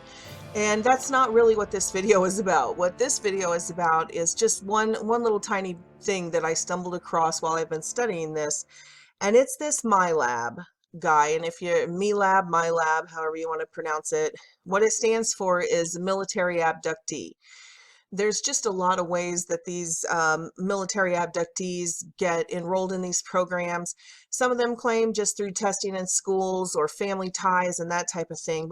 But more often than not, these are children and adults who were first involved in the cabal, meaning that they were either abducted by aliens and then subsequently abducted by the military to be debriefed or interrogated or chemically, with truth serum type drugs to be, they were once traumatized by the cabal, and then the small fragments, like QAnon talks about, these white hats in the military or whatever, or even more sinister ones, then abduct them a second time to get information about their abduction and their interactions with these Nephilim, demon spawn hybrid humanoid races. And other people they were abducted by parts of the cabal, like in the human trafficking rings and stuff, and then other parts of the military who are doing intelligence gathering on the cabal, then abduct them also, and they rescue them from these human trafficking rings, this deep underground stuff, not the stuff that we see, on the surface. I'm talking about the really deep, dark truth, So the kids and the people rescued out of those places, they're given new identities, how we do like in a witness relocation program. And so a lot of them end up in these programs like that, working with the military. Now, this video is about this particular whistleblower who is part of this program, who are one of these military abductees who were in these covert programs, and what he says about what's going on in Antarctica and below the surface and all this kind of stuff. Now, I want to make it clear, this is my disclaimer. I do not believe everything this person says. That's just a fact. And I hate to be that way because I absolutely know these people are victims. And the one problem that I really have with the whistleblowers, and I know they're victims, so I don't, I'm not saying they're bad people. I'm just saying that when they come out and they talk about these MK Ultra programs and how they were, programmed with these mind wipes and these slides, and they were drugged and made to sit in front of these movies to replace their memories with fake memories. And then they come out and, their programming's breaking down and they're on the circuit whistleblowing.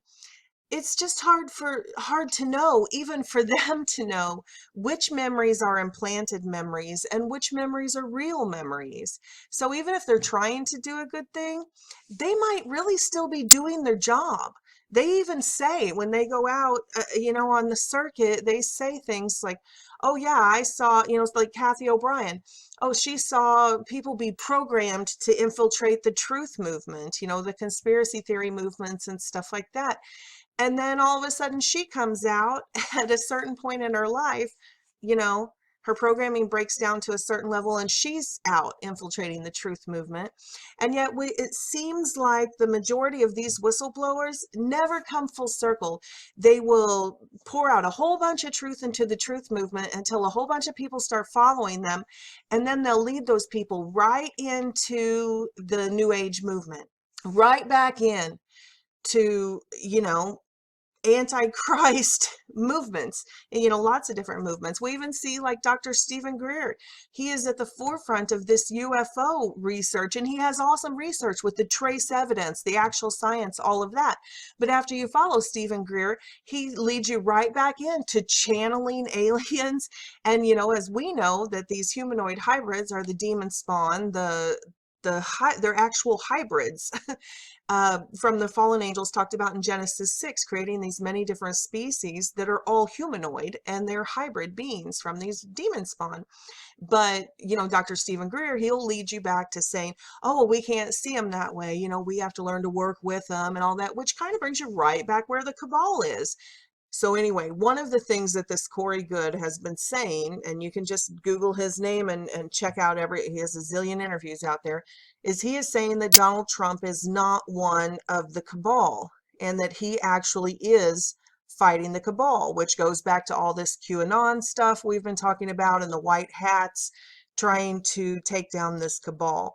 Well, he says, and has been saying for years before Donald Trump was even elected, because I think he came forward in 2015, has been saying that they were desperate to keep Donald Trump out, even to the point of assassination, because he was not part of this cabal.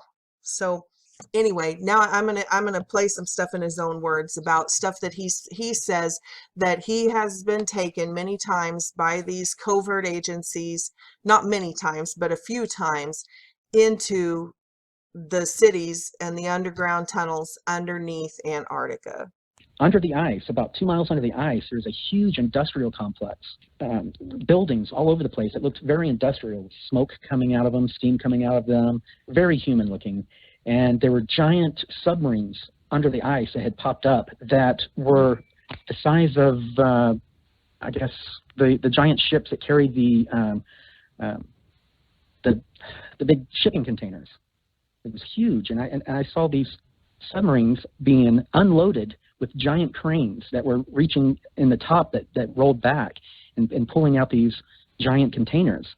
So when he said that about the underground submarines and going through these channels and stuff that lead all over the place, including up to the coastlines of America, it reminded me of this guy's dreams and visions that he had posted years ago. This is 2005 and 2006.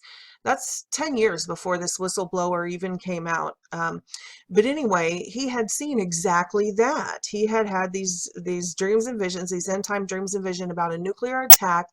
And you can see here, he drew it out. This is the cavern roof. He said there were marinas under there, and these well, there's basically warships and submarines under there, and that and then they had these openings.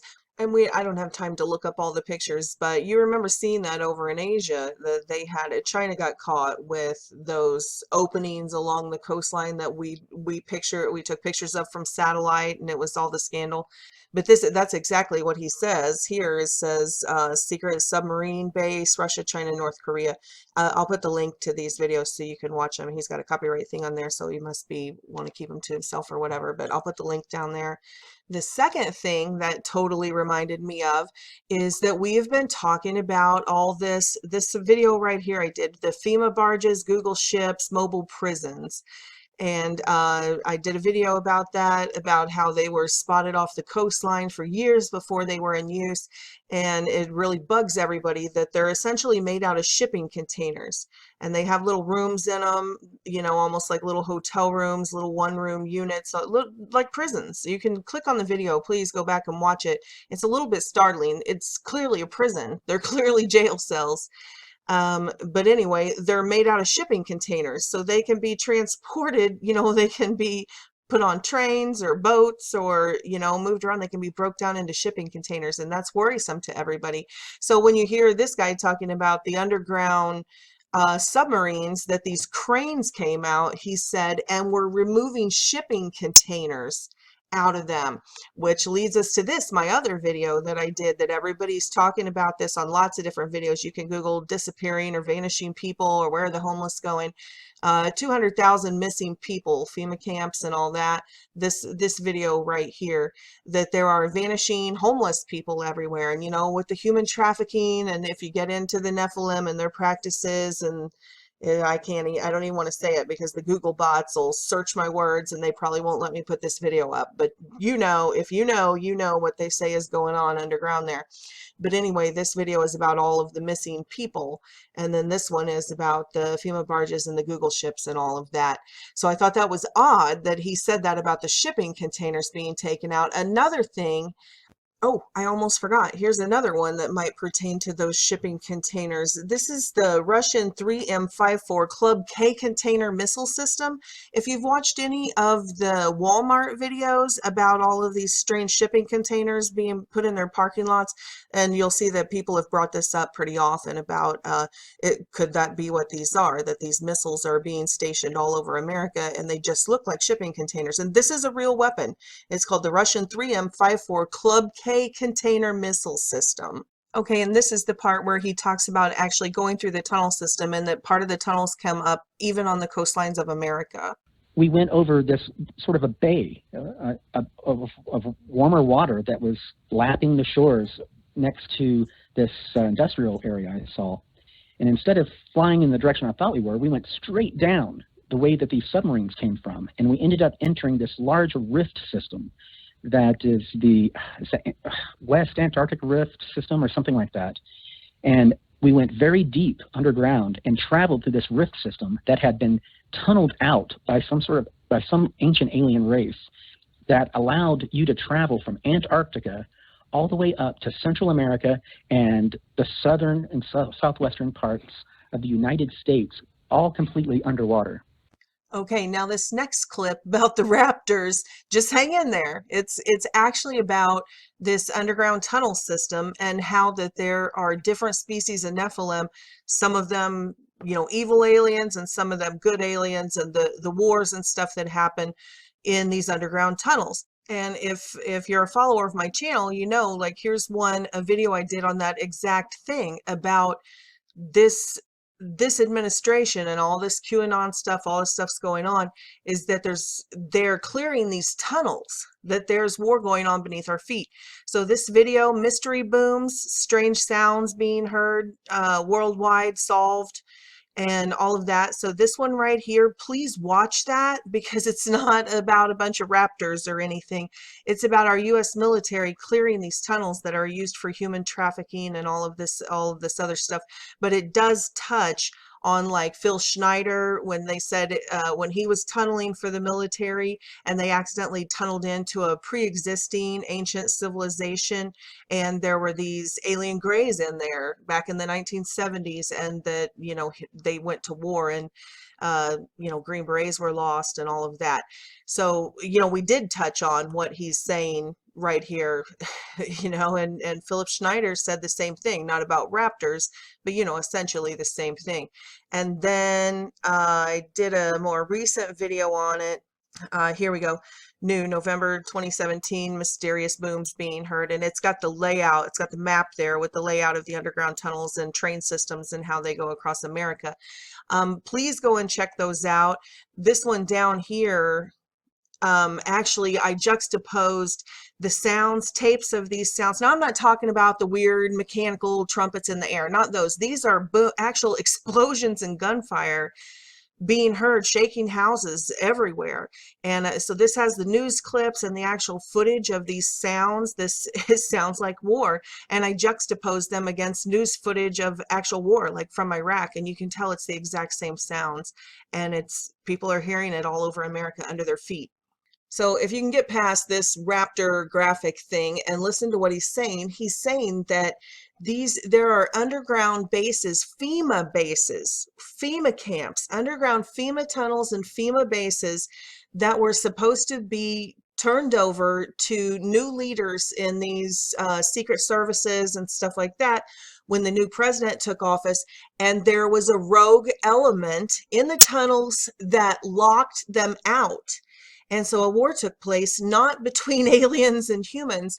A war took place underground between rogue CIA or rogue intelligence agencies and FEMA groups and cabal groups and this group of white hats, this group of good guys that were in these intelligence communities and in the Marines and in the military and in the, all these different agencies. So even though this graphic is about these raptors, listen to what he says, because he's talking about a war underground for these FEMA camps between rogue elements of the government and good elements of the government. Well, the raptors were remnants of the dinosaurs, and they went underground to survive, and they're sort of a proto-dinosaur bird. They have plumes of feathers on them. They have real jerky movements. They're super fast, and they're carnivorous. So the incident that I was talking about that involved the Marines was not long ago, after the current president took over. Some of the bases that were built by FEMA but not controlled by FEMA were supposed to be turned over to the new leaders of these different groups under the new president, but some of them refused and locked the doors. And Marines were sent in to basically drill holes through these walls, cut through the rebar and steel, and go in and arrest these people. And if the people refused to give up, these Marines were ordered to wipe out everyone in the base. And in one of these occasions, they had to go in, and they were under orders to wipe everyone out. And in the battle, these Marines were shocked to become face-to-face with 8-foot-tall reptilians who were fighting them. And these Marines had zero briefings that ETs even exist, let alone they would run into them and have to do battle with them. So all of a sudden, they're standing there in front of the devil or a demon with the M16 doing battle with them. Since we're talking about clearing the tunnels and everything here, I want to make a point. A lot of people, when they talk about the Raphaim and the Nephilim and these hybrids, they think about just like the giants. You hear a lot about the Nephilim and the giants. And yes, that's one race of Nephilim or Raphaim. And you know how we, earlier on my channel, before it got taken down, I had that Kandahar giant, where the military battled that giant in Afghanistan. L.A. Marzulli has it, Steve Quayle has it, so you can still find all the footage there with them. And then, like we've talked about, Phil Schneider bumping into the Greys underground and fighting with that Nephilim race. And then now I've just put up this about these raptors and the military battling with them. There's also been a couple of, besides just in the tunnels, there's apparently a huge cover-up of all the Nephilim races. So, if you followed anything about the Bigfoot and the Dogman encounters, you'll always see the same type of military cover-ups. Now, I've had a personal experience with one of these cryptids, and the same exact thing with the helicopters came in and weird stuff in the woods and shooting and all of that stuff. So I wanted to throw these two. It's just like 2-minute clips on each one, but I wanted to throw these in here because I want people to understand that the cover-up on these Nephilim races, that it's not just about giants and it's not just about alien greys, that there are lots of different cryptid humanoid hybrid races, and they're covering them all up.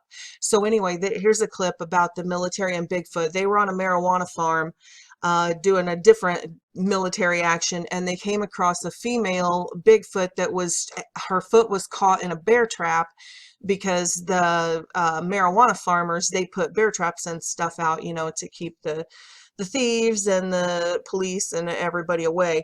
And anyway, one of these cryptids, this Bigfoot, Sasquatch female, was caught in there, and her family was there surrounding her, had come to her calls. And that's when they had called in this team, and they didn't know what they were going up to battle. They thought they were going up to some sort of drug farming operation, but they were actually brought in to take care of these cryptids. So this is on Brenton Salwin's channel, and he's got some great stories on there. So I'm just going to play this clip, and then I'll put the link below so you can go listen to the whole story. It's fascinating. It's really kind of sad. I'm not going to play it all because it's very graphic, and it's really kind of sad. At this point, when he first said that, did you think that it was maybe people guarding the crop? Yeah, that's absolutely what I thought. I was in the commander's hatch, which is in the middle of the 113. My driver had his head stuck out of the driving, you know, the hole there. And then we had two guys in the back where I had them open up the hatch, which is called an observer hatch. And we all had our CVCs on, which is how you communicate over, you know, these armored vehicles are very loud. They're diesel. They go like, "Wah!" And so you have to have the CVCs on so you can talk to each other and hear each other over the noise. And so anyway, I told driver move out. So he moved out, and we pulled up there, and I said, driver, stop, turn on the lights. We turned on the lights, and I'm going to tell you something, man. I saw something that I never will forget. There was, you know, Brenton, when you're seeing this, it takes your mind a good 30, 40 seconds to go, what is that? And then, you know, you figure it out, and then they react, and then you react. So the helicopter's over us, is, you know, they're blowing, and I'm asking them, can you back off a little? Because, you know, he's blowing the marijuana leaves off, and it's dust coming up, and it's hard for us to see. So by that time, the Humvee had caught up to us, to the three guys in there, and then Deuce and a Half pulled up. And Deuce and a Half had the officer in charge. He was a captain. And I was the NCOIC, the non-commissioned officer in charge. So we're looking out there, and my driver goes, what the F is that? Imagine this, if you will. Right in the middle of this field, damn near in the middle, are four monsters, five really if you count the baby, that I never thought would have existed. But they were covered in hair, fur, whatever. And when we hit them with the lights, man, they were not happy at all. And state police said, go ahead and move in. And I said, what does that mean exactly? And the officer in the Deuce and a Half said, light them up, boys. And I said, roger that. So I said to the guys in the 113, I said, lock and load. Okay, here's another one. This one was Florida, even though this is the Cryptid Brothers investigation out of Oklahoma. This particular incident happened in Florida, and it's exactly like what happened in Ohio, which was not even the one that I just played. It's really common. So these black SUVs show up, they call in these military units, and they go after these cryptids and remove them, which is exactly what this whistleblower is saying about all of the quote unquote alien races, that they have these teams weeding them out and stuff like that. So anyway, I'm only going to play about a minute or two of this hour-long story. I will put the link below. This is the part about the military coming in, but the story is about a Florida mother who shot a Bigfoot that had come up in her yard, and they had made the mistake of calling the sheriff's department and telling them, and that's when all of this started. So this picked up the next day when her neighbors their dog came up missing, and they were out in the backwoods. It was like 30 or 40 acres. Looking for the dog, but instead they got ran off of their property. They weren't even looking for Bigfoot and or anything to do with that, but because of the Bigfoot incident that had been called in, this military unit was in there, and it goes into, they recovered a body and all of this stuff. But this is, like I said, it's just a minute or so clip of them encountering these military units in there covering this up. And this is at a local level, that they just called the sheriff, and then conservation came in, and then the black SUVs. And so this is nationwide, worldwide. They know all about it. The government knows all about it. The neighbor's woods, only about 50 to 60 yards in the woods as they were walking, and they heard something at first, and then they turned and they saw, all three of them saw military soldiers with firearms walking slowly in neighbor one's woods. And my source said that there was about 10 soldiers. They were in fatigues, and they had their helmets on, and they were all carrying AR-15s. He said that neighbor one approached one of the soldiers who was kind of breaking away from the group to approach him. And neighbor one said, what are you guys doing on my property? Because neighbor one has his property posted everywhere. No hunting, no fishing. Because all of the livestock he has around his property, he doesn't He doesn't want anyone to come in there and mess with his livestock or his land. And the soldier came forward, was a sergeant. And he said, and he could tell from the patch, it was a sergeant. And he said, "We're conducting a military exercise, sir." And neighbor one said, "Not on my property. No one gave anybody authority to do that." And the sergeant said, "We can go anywhere we want, sir." And neighbor one said, "Who's in charge here?" So the sergeant said, "My lieutenant," who was up a little ways and came walking forward to neighbor one. He can see that he was talking to the sergeant. And he stepped up, and this lieutenant was a young guy. My source said he was probably about somewhere around 24, 25 in age. And he basically said he was a kind of a cocky ass, is what he said. And he spoke to my neighbor and said, he looked at neighbor one and he said, "You either get off the property now or we'll have to remove you from the property immediately." Then neighbor one said, "Who is your commander?" And the lieutenant didn't say a word. He said, "We will remove you if you do not leave now, sir." Now, what was very interesting, my source said, is that while they were talking to this military personnel standing there about 50 or 60 feet into neighbor one's wood line, some of the military, there was a military-like helicopter flying overhead and through neighbor one's woods. So anyway, I'll just stop it there. But it goes on to talk about this, them being harassed, several of the neighbors, by these, sort of typical Men in Black types that pulled up in these black Lincolns and, would basically intimidate them, just intimidation and stuff. And, then it blew over and they moved on. But these couple of clips, hopefully suffice it to say that they know about the multiple races of Nephilim. They know all about it. I'm not sure if they know who they are or if they're deceived themselves, thinking that these interdimensionals are coming from outer space, because you hear a lot of that from the whistleblowers too. They won't go as far as agreeing with the biblical narrative that instead of coming from outer space and different stars, that these quote unquote aliens are actual interdimensionals, just like the Bible talked about, these angelic beings that shifted between dimensions and stuff, that these aren't extraterrestrials, they're extra dimensionals. And, these humanoid hybrids, these cryptids, are actual humanoid hybrids. And from that contamination of the human gene pool and all of these Nephilim, Raphaim races that it talked about, not just in the Bible, but in all of the ancient quote unquote mythologies. I mean, we know that the Cabal works with many of these alien races. So, and, they've exchanged technologies for back engineering and all of that type of thing. So I don't know if they themselves are deceived by these demons, or if they know that they're demons and monsters and they're just monsters themselves. A lot of they're psychopaths and sociopaths, they're monsters in the Cabal. So I don't know if there are elements of you can hear like the military and people involved in this. A lot of them didn't even know what they were being sent into. So I think it's probably so compartmentalized that it's a little bit of everything. I don't know. You guys let me know what you think. I'd love to hear your take on it.